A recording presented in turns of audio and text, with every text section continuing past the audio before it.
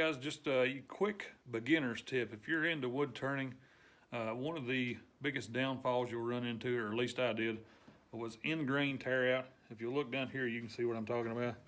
And for the most part, that's pretty smooth until you get to the end grain. You can see it's pretty rough. And I've fought for years trying different techniques, you know, making sure your tools are sharp, higher speeds, that kind of stuff. But one of the easiest ways, in my opinion, to get rid of that, now you can sand and sand and sand until your heart's content. But if this is pretty dry, you're still going to fight with it. And one of my tips, and you can use this with different things, if I've actually got a bit of homemade wax, you can use paste wax, that kind of stuff too. But if you'll take that wax and kind of just dab it into that end grain,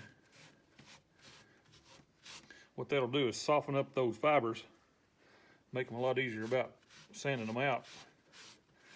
And trust me, you're going to get a lot better results by doing that.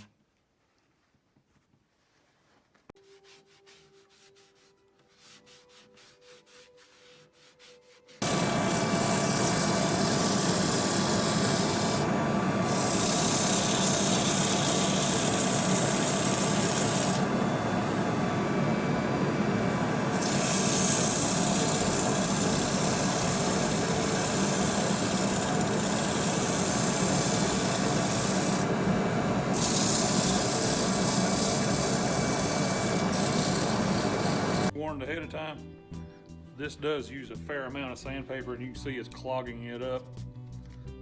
And then you knew it's going to do it just because of the compound. But that's one reason I don't throw away partially used sandpaper. Use this sandpaper, not necessarily your fresh stuff, to get this stuff off, and when you get it down smooth where you want it to be, then you can go with your good clean sandpaper and work your way up from there, and you save you a lot of hassle.